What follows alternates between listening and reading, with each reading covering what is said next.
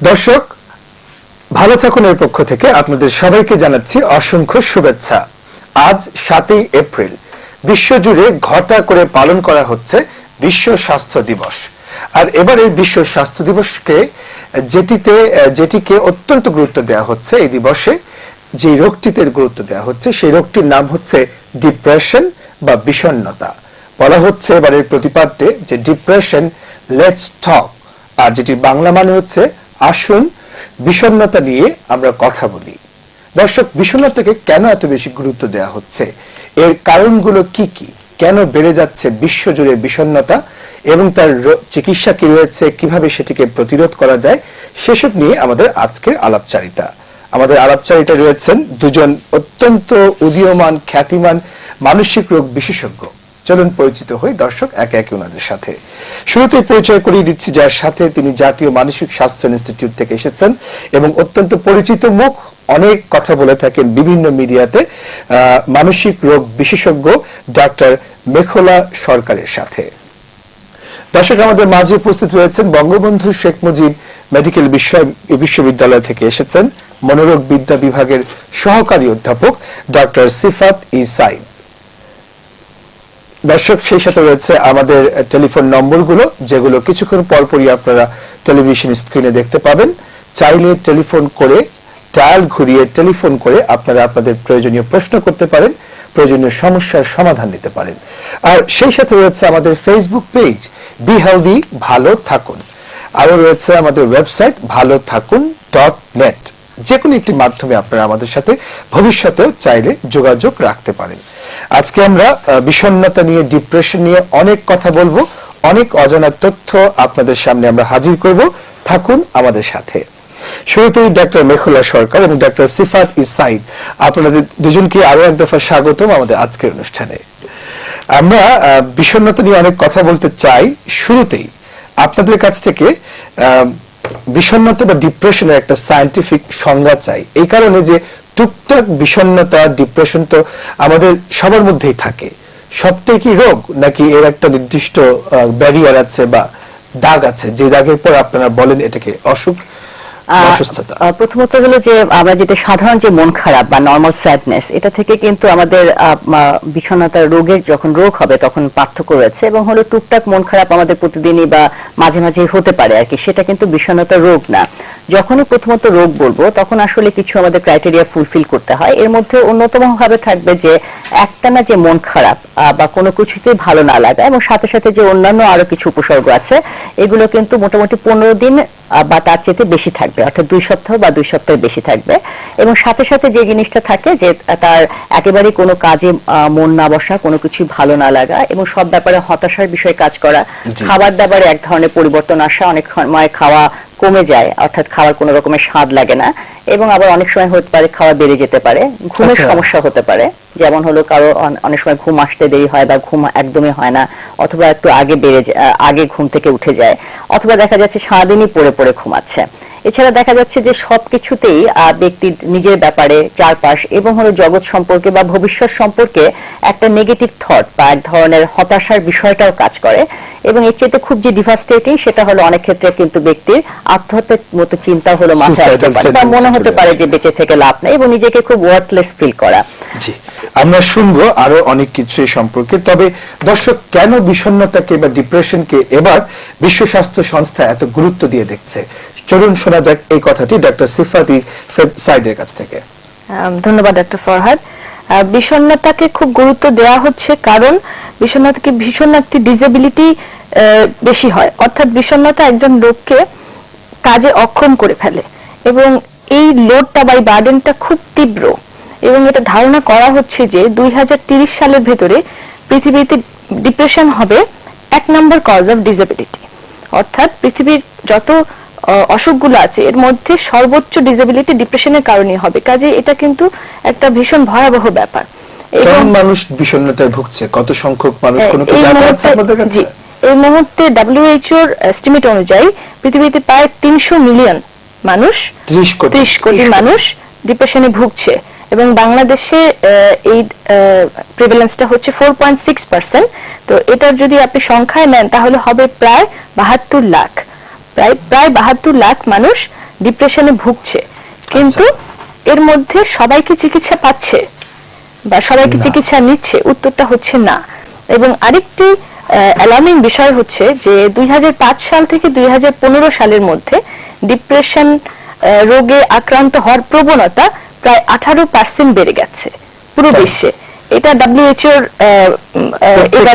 এবারে ডিক্লেয়ার করেছে যে এই 18% ইনক্রিজ, এত শার্প রাইজ আর কোন ডিসঅর্ডারে দেখা যাচ্ছে না, যেটা ডিপ্রেশনের ক্ষেত্রে কেন হচ্ছে। বেড়ে গেছে? কি কি কারণে এই যে ডিপ্রেশনের মতো সমস্যা বিশ্বজুড়ে এবং বাংলাদেশেও বেড়ে যাচ্ছে?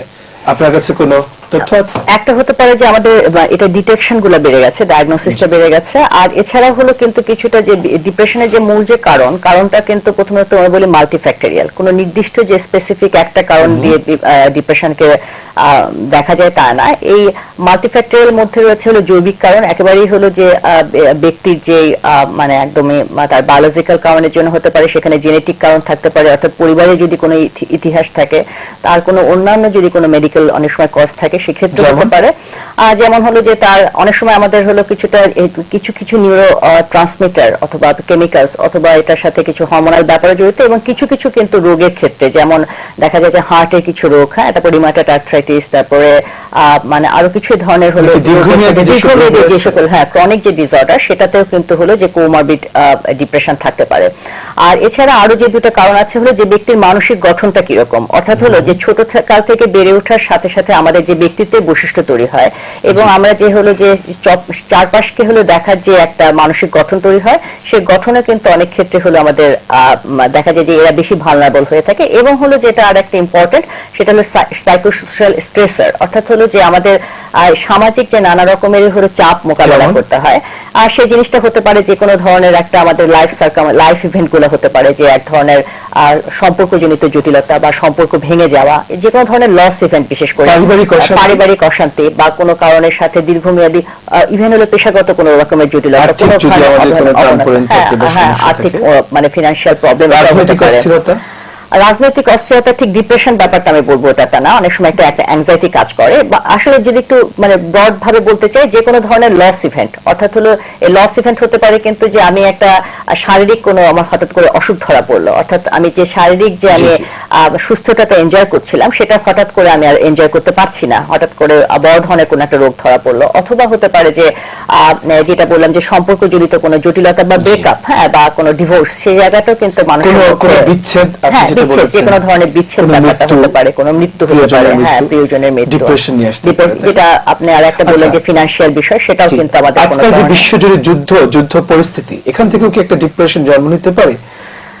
যুদ্ধ পরিস্থিতিগুলো আসলে এটা মানে হ্যাঁ, এটার সাথে যে একদমই হলো যে ডিপ্রেশন সরাসরি করে বলবে ব্যাপারটা তা না, তবে ডেফিনেটলি হলো যে আমার চারপাশে আমি কি পরিবেশের মধ্যে দিয়ে যাচ্ছি, হ্যাঁ, সেই পরিবেশটা কিন্তু হলো যে আমাকে আবার এক ধরনের যে আমার নানা কিছু মানিয়ে নেওয়ার যে ক্ষমতা, সেটাও তো কিন্তু প্রভাব ফেলে। তো ইনডাইরেক্টলি হলো যে আমাদের নানা রকমের অস্থিরতা, নানা রকমের যে আমাদের চাপ রয়েছে, এবং হলো আনডিজায়ার্ড যে নানা রকমের ইভেন্ট, সেটা ডক্টর মেঘলা বলছিলেন বিভিন্ন ধরনের সমস্যার কথা যার কারণে ডিপ্রেশন হতে পারে। আচ্ছা, শিশুদের কি ডিপ্রেশন হতে পারে, বা শিশু বয়সে, ইয়াং বয়সে কিংবা বৃদ্ধ বয়সে যে এক্সট্রিম এজ গুলোতে আছে, সেখানে কি ডিপ্রেশন হতে পারে? এটা একটা খুব গুরুত্বপূর্ণ প্রশ্ন, কারণ অনেকের ধারণা যে ডিপ্রেশনটা শুধু একটা নির্দিষ্ট বয়সেই হয়ে থাকে, কিন্তু এটা কিন্তু একেবারেই ঠিক না। ডিপ্রেশন শিশুদের, খুব ছোট বাচ্চাদের, টিনেজের ছেলে মেয়েদের, এমনকি খুব বৃদ্ধদেরও ডিপ্রেশন হতে পারে, এবং অহরহই হয়ে থাকে, আমরা প্রায়ই দেখি। কিন্তু শিশুদের এবং বৃদ্ধদের ডিপ্রেশনের লক্ষণগুলো ঠিক বড়দের মতন না, অর্থাৎ কিছুটা অন্যরকম। যেমন একজন অ্যাডাল্ট মানুষ যদি ডিপ্রেসড হন, তার মধ্যে যে লক্ষণগুলো দেখা যাবে, যেটা ডক্টর মেঘলা বললেন, যে মন খারাপ থাকবে, আগের হাসি খুশি মানুষটা চুপচাপ হয়ে যাবেন, তার যে কাজটা করতে আগে ভালো লাগতো সেগুলো ভালো লাগবে না। কিন্তু শিশুদের মধ্যে দেখা যায় যে শিশুরা খিটখিটে হয়ে যাচ্ছে, শিশু মেজাজ করছে, বা খেলাধুলা বন্ধ করে দিচ্ছে, কথায় কথায় রেগে যাচ্ছে। এই ধরনের লক্ষণগুলো দেখা দিলে কিন্তু মাথায় রাখতে হবে যে এই শিশুটি বিষণ্ণতায় ভুগছে কিনা। আবার বৃদ্ধদের ক্ষেত্রে ডিমেনশিয়া যে রোগটি, অর্থাৎ মস্তিষ্কে ক্ষয়জনিত যে রোগের কারণে বৃদ্ধরা ভুলে যেতে থাকেন, তাদের নাম ভুলে যাচ্ছেন, সকালে কি খেয়েছেন ভুলে যাচ্ছেন, বা তাদের আচরণে বড় ধরনের পরিবর্তন আসতে থাকে, যেটাকে আমরা ডিমেনশিয়া বলি।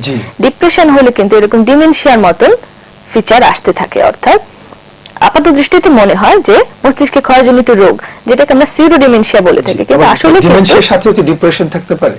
ডিমেনশিয়ার সাথে ডিপ্রেশনটা থাকতে পারে প্রাথমিক ক্ষেত্রে, সেটা আনকমন, কিন্তু এখানে ইম্পর্টেন্ট ব্যাপার হচ্ছে যে ডিমেনশিয়া অসুখটা কিন্তু পুরোপুরি সুস্থ করা যায় না, কিন্তু ডিপ্রেশন কিন্তু পুরোপুরি ভালো করে ফেলা যায়। তাই হ্যাঁ, যায় একদম সম্পূর্ণ ভালো হয়ে যায়। এটা কিন্তু সব ধরনের মানসিক রোগের ক্ষেত্রে আমরা কিন্তু এমনটা সবসময় বলতে পারি না যে এই রোগটি 100% ভালো হবে, কিন্তু ডিপ্রেশন অসুখটি কিন্তু 100% ভালো হয়ে যায়, এবং এটা কিন্তু একটা খুব আশার কথা। তো এটা আমি টেলিভিশনের দর্শকদেরও জানাতে চাই যে ডিপ্রেশন রোগটি সম্পূর্ণ ভালো হয়ে যায়, এবং বিশ্বের অনেক বড় বড় তারকা, বিভিন্ন খ্যাতিমান মানুষ কিন্তু জীবনের একটা পর্যায়ে ভীষণভাবে হতাশ ছিলেন, ভীষণভাবে ডিপ্রেস ছিলেন। আমি যদি উদাহরণ দেই, হ্যারি পটার সিরিজের লেখক জে.কে. রাউলিং, অ্যাঞ্জেলিনা জোলি, বিখ্যাত লেখক আর্নেস্ট হেমিংওয়ে থেকে প্রচুর মানুষ কিন্তু হতাশায় আক্রান্ত ছিলেন, এবং তারা কিন্তু সুস্থ হয়েছেন এবং নিজেদের সেক্টরে, নিজেদের কাজে কিন্তু সর্বোচ্চ পর্যায়ে চলে যেতে পেরেছেন। কাজে বিষণ্ণতা মানেই আটকে যাওয়া নয়, থমকে যাওয়া না, এবং বিষণ্ণতার খুবই ভালো চিকিৎসা আছে, খুবই ভালো চিকিৎসা। এটা কিন্তু একটা কারণ যে এবারে যে ডিপ্রেশনকে হলো মানে একটা স্বাস্থ্য দিবসে হলো একটা খুব ইম্পর্টেন্ট জায়গায় নিয়ে আসলো, যেহেতু ডিপ্রেশনটা রিকভারেবল, আবার একই সাথে হলো এই ডিপ্রেশনের কারণে কিন্তু হলো আমাদের যে কস্টটা, সেটা কিন্তু সাংঘাতিক, যে আমাদের কস্টটা পে করতে হয়, অর্থাৎ হলো কস্ট পে করতে বলছে যে এটা ডক্টর সিফাত আগেই বলছে যে এই যে ডিসএবিলিটির জন্য যে তার তো কর্মক্ষমতা কমে যাচ্ছে, তার যে আগে যে হলো পারফর্ম করার কথা ছিল বা সোসাইটিতে বা তার সামাজিক এবং ব্যক্তি জীবনে বা পেশাগত জীবনে যতটুকু কন্ট্রিবিউট করার কথা ছিল সেটা কিন্তু হলো সেটা মানে করতে পারছে না, যার জন্য হলো দেখা যায় যে দেশ কিন্তু একটা আমাদের জনশক্তি হারাচ্ছে, এবং সাথে সাথে হলো যে এটা কিন্তু আরেকটা প্রবলেম হলো যেটা যে আত্মহত্যা, যেটা মানে অনেক সময় ঝুঁকি থেকে থাকে, অনেকে কিন্তু হলো আত্মহত্যা করে ফেলে, তো সেটা কিন্তু একটা প্রিভেন্টেবল, অর্থাৎ হলো আত্মহত্যার কিন্তু অন্যতম কারণ হলো আত্মহত্যার চিন্তাটা মাথায় আসে বা আত্মহত্যা অনেক সময় করে ফেলে, অন্যতম কারণ কিন্তু ডিপ্রেশন। কাজে হলো যদি একটু অ্যাসেস করার সুযোগ থাকে, তাহলে কিন্তু সেক্ষেত্রে যদি তাকে চিকিৎসা নিতে পারে সে বিশেষ ব্যক্তি, তাহলে কিন্তু সেখান থেকে বেরিয়ে আসার সুযোগটা থাকে। সেটাও একটা কিন্তু কারণ যে এই যে এমন একটা রোগ, যে রোগটা এমন ভাবে এতটা ক্ষতি করছে, এবং একই সাথে হলো রোগটা থেকে আবার সাহায্য নিলে এখান থেকে বেরিয়ে আসার সম্ভাবনা থাকছে, সেটা কিন্তু একটা কারণ গুরুত্ব। আমি একটু অ্যাড করছি ডক্টর মেখলার সাথে যে WHO এর এস্টিমেট অনুযায়ী ডিপ্রেশনের কারণে ইকোনমিক লস বছরে $1 ট্রিলিয়ন, বিশাল অঙ্কের ক্ষতি। এটা তার পাশাপাশি পারিবারিক ক্ষতি, ব্যক্তিগত ক্ষতি, সেগুলো তো আছে।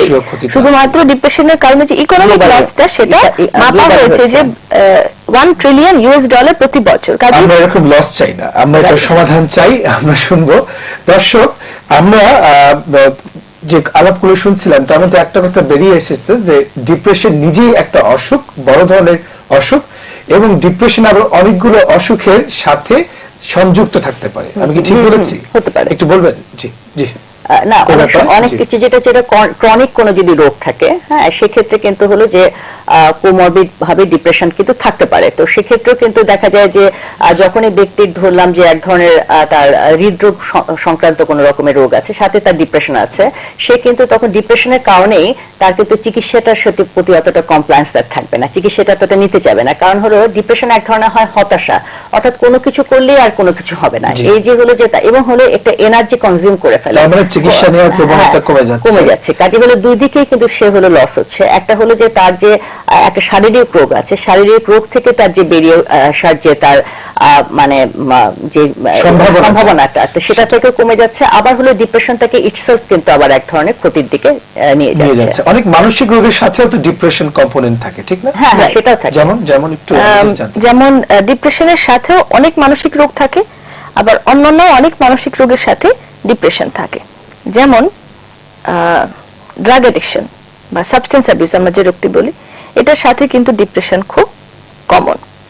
আর পাশাপাশি ডিপ্রেশন নিজেই একটা বড় অসুখ, এবং ডিপ্রেশন বলতে কিন্তু আমরা অনেকগুলো ডিসঅর্ডার বুঝি। একটা রোগ না, একটা রোগ হচ্ছে মেজর ডিপ্রেসিভ ডিসঅর্ডার। এটা ছাড়া ঠিক প্রেগন্যান্সি বা ডেলিভারির পর পর ডিপ্রেসড হয়ে যাওয়ার, পোস্টপার্টাম ডিপ্রেশন হওয়ার সম্ভাবনা খুব বেশি। এটা ছাড়া খুব বেশি যে কোনো অ্যাংজাইটি ডিসঅর্ডারের সাথে ডিপ্রেশন থাকা, সাইকোটিক ডিসঅর্ডারের সাথেও ডিপ্রেশন চলে আসে। অর্থাৎ ডিপ্রেশন আসে না এরকম পরিস্থিতি আসলে খুব কম। যে কোনো স্ট্রেস রিলেটেড ডিসঅর্ডারে ডিপ্রেশন একটা খুবই কমন কম্পোনেন্ট। অর্থাৎ যে কোনো চাপজনিত রোগ তার সাথে ডিপ্রেশন থাকে। হিস্টেরিয়া বা কনভার্সন ডিসঅর্ডার আমরা যে রোগগুলো বলি সেগুলোর সাথে ডিপ্রেশন থাকে। এবং এরকম ভাবে যদি আমরা শুধুমাত্র যেমন ফিজিক্যাল ইলনেস অথবা সাইকিয়াট্রিক ইলনেস দুটোর ক্ষেত্রেই আমরা যদি শুধু শারীরিক রোগটাকে চিকিৎসা করি এবং বিষণ্ণতার চিকিৎসাটি না করি, তাহলে কিন্তু আমি শারীরিক চিকিৎসাটা সম্পূর্ণ হচ্ছে না এবং সম্পূর্ণ সুফলটা আমি কখনো পাবো না। এই জন্য দুটোকে অ্যাড্রেস করা। এই যে ডিপ্রেশন লেটস টক, এই লেটস টকটা কার ব্যাপারে? এটা কিন্তু পরিবারে আপনার বন্ধু, আপনার সন্তান, আপনার আশেপাশের কেউ, তার পাশাপাশি ডাক্তারদের জন্য আপনার রোগী, সবাইকে জিজ্ঞেস করা দরকার, সবার সাথে ডিপ্রেশন নিয়ে কথা বলা দরকার। আমরা আরো শুনবো লেটস টক নিয়ে, কিভাবে আমরা কেন কথা বলবো এবং কিভাবে কথা বলবো। তার আগে এই প্রসঙ্গে একটু আসি দর্শক, যে ডিপ্রেশন থেকে নানান ধরনের জটিলতা দেখা দিতে পারে। যদি ডিপ্রেশনকে প্রাথমিক অবস্থাতেই নির্মূল করে ফেলা না যায় কিংবা প্রতিরোধ করা না যায়, তাহলে ডিপ্রেশন জনিত নানান সব কমপ্লিকেশনস বা জটিলতা হতে পারে। দর্শক একটু বলবেন। হ্যাঁ, একটা কমপ্লিকেশন যেটা বললাম যে আমাদের ফাংশনাল ইমপ্লয়মেন্ট যেটা হয়, সেটা হলো যে আমাদের যে ব্যক্তির যে প্রথমত নিজের প্রতি যে যত্ন, নিজের প্রতি যে এক ধরনের ভালোবাসা এবং নিজেকে যে আসলে আমরা প্রতিনিয়তই হলো নানাভাবে মানিয়ে নেওয়ার চেষ্টা করি, সেটা কিন্তু অনেকখানি কমে যায়। অর্থাৎ হলো যে আগে যাকে যতটুকু পরিপাটি দেখা যেত, আগে নিজের প্রতি যতটুকু সচেতন দেখা যেত, ডিপ্রেশনে ভোগা মানুষটিকে কিন্তু আগে আর সেরকম দেখা যাবে না। সাথে সাথে তার যে নানা রকমের হলো পেশাগত এবং হলো যে নানা রকম সামাজিক যে কাজকর্ম, যেহেতু কাজকর্মের প্রতি এক ধরনের অনাগ্রহ হয় এবং তার আগের মতো সেই মনোযোগ বা তার যে একটা কোনো কিছুর সাথে সংযুক্ত হওয়ার যে ক্ষমতা, সেটা অতটা থাকে না বলে দেখা যায় যে তার আগের যে অ্যাক্টিভিটির সাথে পারফরমেন্সটা অনেক খারাপ হয়ে যায়। আগে যেমন পড়ালেখার ক্ষেত্রে এটা প্রভাব পড়তে পারে, সেটা তার পেশাগত জীবনের অনেকখানি প্রভাব পড়তে পারে। এছাড়া হলো যে আমাদের যে পারস্পরিক যে সম্পর্ক, এই সম্পর্কের যে কোয়ালিটি, সেই জায়গাটাও কিন্তু সেটা অনেকভাবে ক্ষতিগ্রস্ত তার করতে পারে। ডিপ্রেশন থেকে কি এমন হতে পারে যে এটা একটা শারীরিক ব্যথা আকারে প্রকাশ পাচ্ছে? হ্যাঁ, অবশ্যই। এটা কারণ হলো অনেক ক্ষেত্রে এটা খুবই কমন। এটা খুবই চমৎকার একটা প্রশ্ন। কারণ আমাদের কাছে যখন হলো ডিপ্রেশন আসে, ডিপ্রেশনের রোগ নিয়ে আসে, তখন কিন্তু হলো যে এই মানসিক সমস্যাগুলো নিয়ে আসে না। এবং অনেক ক্ষেত্রেই হলো দেখা যায় যে রোগীর যে অন্যান্য যে ফিজিক্যাল সমস্যা, যেমন হতে পারে তার মাথা ব্যথা হতে পারে, হাত পা জ্বালা পড়া হতে পারে, বলবে যে কান দিয়ে গরম ধোঁয়া বের হচ্ছে, সমস্ত শরীর জ্বলে যাচ্ছে, হ্যাঁ দুর্বল লাগছে, টায়ার্ড লাগছে, হ্যাঁ ঘুম কম হচ্ছে, খাওয়া দাওয়ার প্রবলেম হচ্ছে এবং হলো সমস্ত শরীরের মধ্যে এক ধরনের অবসাদ। তবে খুব কমন হলো যে এই যে খুব শরীর ব্যথা করা, নন স্পেসিফিক বডি পেইন, এবং এই বডি পেইন গুলো বিভিন্ন ডাক্তারের কাছে কি নিজেদের ক্ষতি করতে পারে? করতে পারে, মানে অনেক ক্ষেত্রে যে আত্মহত্যার প্রবণতা থাকে এবং হলো যে তার জন্য, তবে এটা যে হলো সাধারণত একটু যদি ব্যক্তিত্বের ত্রুটি থাকে, যে কোনো কিছু মানিয়ে নেওয়ার ক্ষমতাটা অতটা ভালো থাকে না, তো সেক্ষেত্রে তারা বেশি হলো যে হাত পা কাটাকাটি এই জায়গাগুলো অনেক ক্ষেত্রে বেশি করে। আচ্ছা দর্শক, আপনাদের দিন, আপনাদের একটা প্রশ্ন এসেছে, প্রশ্নটা নিচ্ছি আমি। হ্যালো, আসসালামু আলাইকুম। জি ওয়ালাইকুম সালাম, আপনার প্রশ্নটা বলুন আমাকে। আমি ঠাকুরগাঁ থেকে মোর্শেদ বলছিলাম। জি মোর্শেদ ভাই প্লিজ। এই যে যারা তাদের ডাক্তাররা তাদের বক্তব্য উপস্থাপন করলো, আমার সাথে ওই সিনড্রোম গুলো পুরোপুরি মিলে যাচ্ছে। জি, বিষণ্ণতার আমার রোগটা আমি ধরতে পারছিলাম না, তাদের যে তারা সিনড্রোম যেগুলো বললো, এই যে কর্মে হতাশা বা একটা না কোনো দিন মন খারাপ, এটা আসলে সব মিলে যাচ্ছে। কিন্তু প্রতিকার কি আসলে কি এগুলো ভালো হওয়া সম্ভব? মানে দীর্ঘ প্রায় 1 বছর যাবত। মোর্শেদ ভাই, আপনি 1 বছর যাবত কষ্ট পাচ্ছেন, দেখা যাক আপনার কষ্ট দূর করা যায় কিনা, প্লিজ। ধন্যবাদ মোর্শেদ সাহেবকে। এই অনুষ্ঠানের মাধ্যমে উনি জানতে পেরেছেন, এই 1 বছর পরে ভোগার পরে উনি কিন্তু এই অনুষ্ঠানের দ্বারা উপকৃত হয়ে জানতে পারলেন যে আসলে উনি একটি অসুখে ভুগছেন। এখন আমি আগেও বলেছি যে ডিপ্রেশন আর 10টা শারীরিক রোগের মতন এটাও একটা রোগ, অন্য অসুখের মতন এটাও একটা অসুখ, যে অসুখের পুরোপুরি চিকিৎসা আছে। এটার জন্য যেটা করা দরকার প্রথমত হচ্ছে একজন মানসিক রোগ চিকিৎসকের কাছে আপনার আসতে হবে। এবং এই ডিপ্রেশনের চিকিৎসার জন্য প্রথমেই আপনাকে অ্যাসেস করা হবে, অর্থাৎ আপনার রোগ সম্পর্কে আপনাকে বিস্তারিত জিজ্ঞাসা করা হবে। জিজ্ঞাসা করার পরে আপনার ডায়াগনোসিসটা কনফার্ম হওয়ার পরে তারপর আপনার চিকিৎসা শুরু হবে। এই চিকিৎসার ক্ষেত্রে দুটো অপশন আছে, একটা হলো ওষুধ আর একটা হলো সাইকোথেরাপি বা কাউন্সিলিং। একেবারেই যদি খুব মাইল্ড ডিপ্রেশন হয়, খুবই সামান্য ডিপ্রেশন, সেই ক্ষেত্রে শুধুমাত্র কাউন্সিলিং বা সাইকোথেরাপি যথেষ্ট। এবং বাংলাদেশের বঙ্গবন্ধু শেখ মুজিব মেডিকেল বিশ্ববিদ্যালয় বা জাতীয় মানসিক স্বাস্থ্য ইনস্টিটিউট এবং বেশিরভাগ মেডিকেল কলেজ হসপিটালে যেখানে মনোরোগবিদ্যা বিভাগ আছে সেখানে একই সাথে মানসিক রোগ চিকিৎসক এবং সাইকোথেরাপি কাউন্সিলিং এর সার্ভিস আছে। কিন্তু ডিপ্রেশনটা যদি মডারেট টু সিভিয়ার পর্যায়ে যায়, অর্থাৎ যে পর্যায়ে শুধু কাউন্সিলিং এর কাজ হবে না, সেই পর্যায়ে কিন্তু ওষুধ দিতে হয়, সেগুলোকে আমরা বলি অ্যান্টি ডিপ্রেসেন্ট অর্থাৎ বিষণ্ণতার ওষুধ। সেই বিষণ্ণতার ওষুধগুলো খুবই কার্যকরী এবং এই ওষুধগুলো নিয়মিত সেবন করলে রোগীরা পুরোপুরি ভালো হয়ে যান। কিন্তু এই বিষয়ে আমি আরেকটা জিনিস বলতে চাচ্ছি যে ডিপ্রেশন রোগটা ভালো করতে একটু ধৈর্যের প্রয়োজন, অর্থাৎ রাতারাতি ভালো হবে না। অনেক রোগীরাই এটা আশা করে থাকেন যে একটা অ্যান্টিবায়োটিকের 7 দিন 14 দিন কোর্সের মতন আমরা এরকম একটা কোর্সের চিকিৎসা দিব এবং এটা খেয়ে উনি ভালো হয়ে যাবেন, কিন্তু এটা কিন্তু খুব রাতারাতি ভালো হয় না। অন্তত কয়েক মাস, সাধারণত তো 6 মাস চিকিৎসা করলে বেশিরভাগ ক্ষেত্রে ভালো হয়ে যায়। একটু জটিল কেসে আর একটু বেশি সময় দিতে হয়, কিন্তু এই সময়টুকু যদি আপনারা একটু ধৈর্য ধরতে পারেন এবং এই ওষুধটা নিয়মিত খেয়ে যান এবং ডাক্তারের সাথে নিয়মিত ফলো আপে থাকেন, তাহলে কিন্তু ডিপ্রেশন সম্পূর্ণ নিরাময় হওয়া সম্ভব। তবে একটু বলতে চাচ্ছি যে মানে এখানে আমি আরেকটু আশাবাদের কথা বলতে চাচ্ছি যে ওষুধ খাওয়ার পরে কিন্তু বেশিরভাগ ক্ষেত্রে আমাদের যেটা এক্সপেরিয়েন্স হয় 2-3 সপ্তাহ পরে কিন্তু রোগী বলা শুরু করে যে আগের চেয়ে ভালো লাগছে। অর্থাৎ সব সিমটম গুলো হয়তো যাবে না, সব সিমটমটা যেতে সময় লাগবে, কিন্তু হলো মোটামুটি 2-3 সপ্তাহের মধ্যে কিন্তু অনেকখানি হলো সিমটম থেকে ব্যক্তি রিলিফ পাবে, উন্নতি হবে। জি, তার মানে ডিপ্রেশনের খুব বা বিষণ্ণতার খুব ভালো চিকিৎসা রয়েছে এবং সঠিক সময়ে চিকিৎসা নিলে অবশ্যই ভালো হওয়ার সম্ভাবনা খুব বেশি।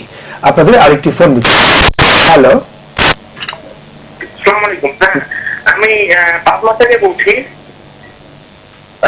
আমার সমস্যাটা হলো যে আমি বাথরুমে গেলে প্রস্রাবের সমস্যা হয়। জি, প্রস্রাবের সমস্যা হয় আর মনে হয় যে প্রস্রাবটা হবে না, এই ধরনের সমস্যাই করে। আচ্ছা, মানে এরকম কি হতে, জি ভাই শুনেছি আপনার প্রশ্নটা, এরকম কি হতে পারে যে ডিপ্রেশনের কারণে ওনার শারীরিক সমস্যা আকারে সেটা প্রকাশ পাচ্ছে? আমরা শুনবো এই প্রশ্নের উত্তর, তবে তার আগে নিতে হচ্ছে দর্শক ছোট্ট একটা বিরতি, কোথাও যাবেন না, আমাদের সঙ্গে থাকুন, বিকজ ডিপ্রেশনের চিকিৎসা এবং প্রতিরোধ নিয়ে অনেক কথা নিয়ে আমরা হাজির হচ্ছি ঠিক বিরতির পরই। স্বাগতম আমাদের আজকের অনুষ্ঠানের বিষয়বস্তু বিশ্ব স্বাস্থ্য দিবসের প্রতিপাদ্য ডিপ্রেশন, লেটস টক। আর এ ব্যাপারে কথা বলার জন্য উপস্থিত রয়েছেন দুজন খ্যাতিমান মনোরোগ বিদ্যা বিশেষজ্ঞ, ডক্টর মেখুলা সরকার এবং ডক্টর সিফাত সাইদ। দর্শক, বিরতির ঠিক আগেই আমাদেরকে ফোন করেছিলেন পাবনা থেকে একজন ভাই এবং জানতে চেয়েছিলেন তার ডিপ্রেশন রয়েছে এবং তার প্রস্রাবের সমস্যা রয়েছে।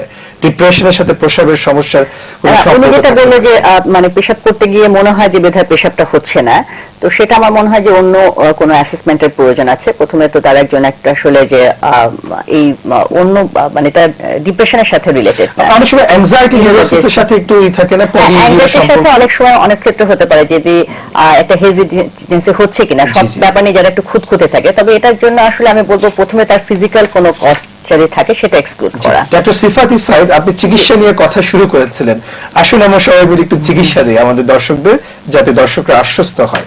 আপনি বলেছেন যে ওষুধ একটা পর্যায়ে প্রয়োজন হতে পারে এবং ওষুধ খেলে রোগীরা ভালো থাকবে, ধৈর্য ধরে ওষুধ খেতে হবে। অনেক রোগী আছেন ভালো বোধ করেন ওষুধ খেতে খেতে এবং একটা পর্যায়ে গিয়ে ওষুধ ছেড়ে দেন, যার তো খাওয়ার দরকার নেই। আবার অনেকে রয়েছেন ওষুধ খেতে গিয়ে এমন সব পার্শ্ব প্রতিক্রিয়ার সম্মুখীন হন যে সারাদিন ঘুমাচ্ছেন, দুর্বল হয়ে যাচ্ছেন, খাওয়া দাওয়া বন্ধ হয়ে যাচ্ছে, আর ওষুধ খেতে চায় না, যে ওষুধ খেলে তো আমার ডিপ্রেশন থেকে বেশি কষ্ট হচ্ছে।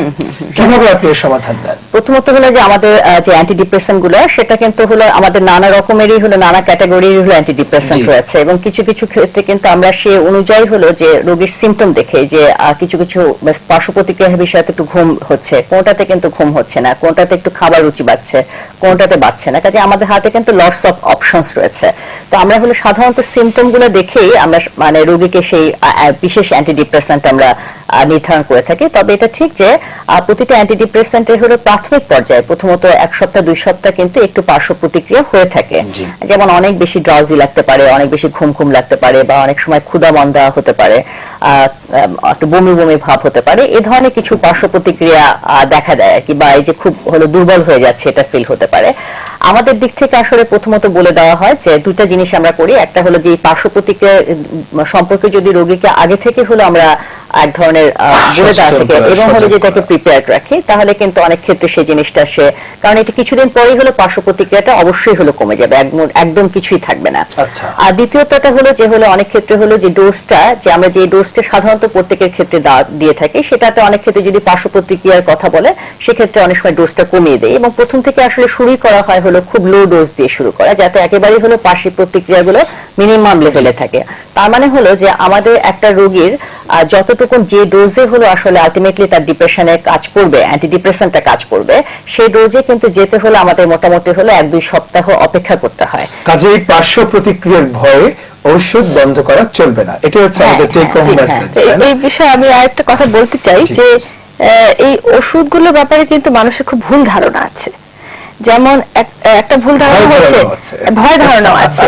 যেমন একটা ধারণা হচ্ছে যে এই ওষুধগুলো সবই ঘুমের ওষুধ, কিন্তু এটা আমি জানাতে চাই যে যেমন আমরা যদি অ্যালার্জির ওষুধ খাই বা কাশির ওষুধ খাই, সেগুলো কিন্তু খেলে ঘুম আসে। যেমন হিস্টাসিন জাতীয় ট্যাবলেট খেলে ঘুম আসে, কিন্তু সেটা কিন্তু ঘুমের ওষুধ নয়। ঠিক তেমনি ডিপ্রেশনের কিছু ওষুধ আছে যেগুলো খেলে ঘুম আসে, কিন্তু সেগুলো তার মানে কিন্তু সেটা ঘুমের ওষুধ নয়। এবং যাদের ক্ষেত্রে ঘুমের প্রয়োজন নেই বা অতিরিক্ত ঘুম হচ্ছে, তাদের কিন্তু যদি অসুবিধা হয় ওষুধটা পাল্টে দেওয়ার সুযোগ আছে।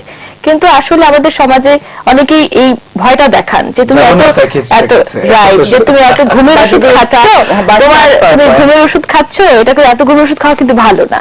অথবা 2 নাম্বার আরেকটা ভুল ধারণা আছে যে এই ওষুধগুলো খেলে তো নেশা হয়ে যাবে, একবার যদি শুরু করি আর জীবনেও ছাড়তে পারবো না। এটাও কিন্তু একটি ভুল ধারণা। এই অ্যান্টিডিপ্রেসেন্ট ওষুধ কিন্তু কাউকেই আমরা সারা জীবনের জন্য দেই না, কিন্তু আমরা হঠাৎ করে বন্ধ করেও দেই না। হঠাৎ করে আমরা ডোজটাকে একটু একটু করে কমিয়ে বন্ধ করে আনি এবং এটাতে ডিপেন্ডেন্স তৈরি হয় না। কিন্তু এই দুটো ভুল ধারণা মানুষের মধ্যে আছে এবং এই কারণে কিন্তু মানুষ খুব ঘন ঘনই এই কারণগুলোতে ওষুধ বন্ধ করে। কতদিন ওষুধ খেতে হয়?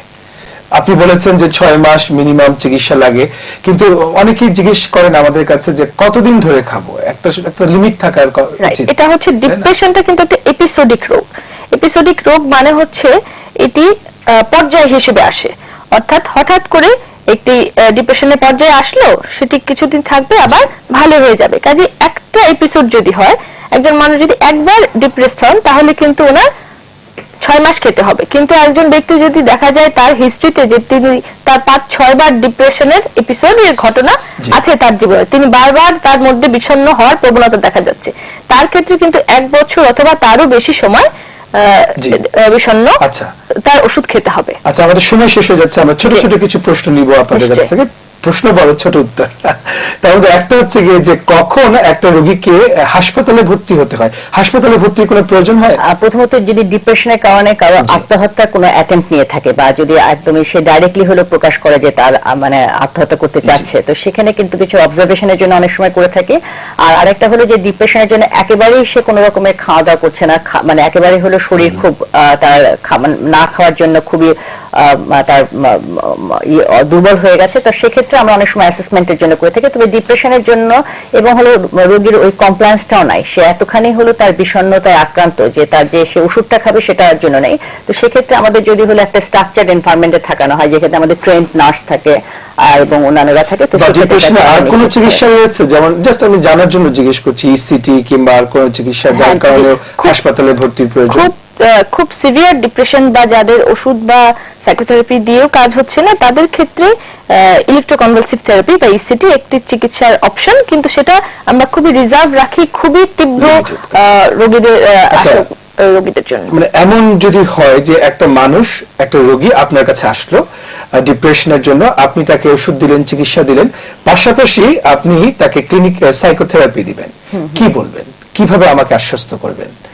যাতে করে আমি একটা আশার আলো হ্যাঁ, প্রথমত হলো যে যখন ডিপ্রেশন নিয়ে আসছে আমরা কিন্তু একদিক থেকে খুশি হয়ে যাই, কারণ হলো যে এই রোগীকে আমরা সম্পূর্ণভাবে তাকে সাহায্য করতে পারবো। অর্থাৎ হলো যে সে যদি সম্পূর্ণ চিকিৎসাটা নেয় সে অবশ্যই হলো সে ভালো হয়ে যাবে, প্রথমত এটা। আর একটা হলো যে এই ওষুধ খাওয়ার পাশাপাশি যে সে যদি সাইকোথেরাপিটা কন্টিনিউ করে তাহলে কিন্তু কোনো কোনো ক্ষেত্রে এটার আসলে আপনার রিকভারি রেটটা অনেক ভালো। আচ্ছা, আচ্ছা, আপনি একটা কথা বলছিলেন আমাকে প্রোগ্রামের আগে যে স্টিগমা, কিছু কুসংস্কার রয়েছে ডিপ্রেশন নিয়ে, আপনি কি একটু বলবেন যে কি সেসব এবং ভাঙিয়ে দিলে? জি, এই কুসংস্কারের 1 নাম্বার যে ভুল ধারণাটা আছে যে মন খারাপ এটা কোনো রোগ না। মন খারাপ আবার একটা রোগ নাকি? যেমন আত্মীয় স্বজনরা আমাদের রোগীদেরকে বলেন যে মন খারাপ করে থাকো কেন, হাসি খুশি থাকলেই হয়। কিন্তু আসলে কিন্তু সেই ব্যক্তি চাইলেই খুশি থাকতে পারবেন না, তার ব্রেইনে সে নিউরো ট্রান্সমিটার গুলো, তার কেমিক্যাল গুলোই কম, কাজে সে কাজ করছে না, কাজে তাকে সে কিন্তু চাইলে খুশি থাকতে পারবে না। মন খারাপও একটা রোগ, 8-10টা রোগের মতো বিষণ্ণতা একটি রোগ। এবং 2 নাম্বার যে একটি ভুল ধারণা আছে যে এইটুকু মন খারাপ এটা একাই ভালো হয়ে যাবে, এইটুকুর জন্য আমার ডাক্তারের কাছে যাওয়ার প্রয়োজন নাই এটা। এবং 3 নাম্বার যে বিষয়টা, এটা শুধু বিষণ্ণতা না, যে কোনো মানসিক রোগের ক্ষেত্রে আছে যে মানসিক ডাক্তারের কাছে যাওয়া মানেই আমি পাগল। আমি মানসিক ডাক্তারের কাছে যাওয়াটা খুব লজ্জার একটা, খুবই সামাজিক একটা লজ্জার ব্যাপার, একটা খুব এম্বারাসমেন্ট একটা। এই কারণে মানসিক রোগ ডাক্তারদের কাছে মানুষ আসতে চান না। কিন্তু আমি এটা সবসময় আমরা বলি, এখনো বলতে চাই, মানসিক রোগ মানেই পাগল নয়, বরং মানসিক রোগের খুব অল্প অংশই পাগল বা যে সাইকোসিস আমরা যাদেরকে বলি, মানে সেটা জটিল মানসিক রোগটা কিন্তু খুব অল্প পরিমাণ। বেশিরভাগ রোগী এই ডিপ্রেশন, অ্যাংজাইটি এই জাতীয় রোগী কিন্তু বেশি।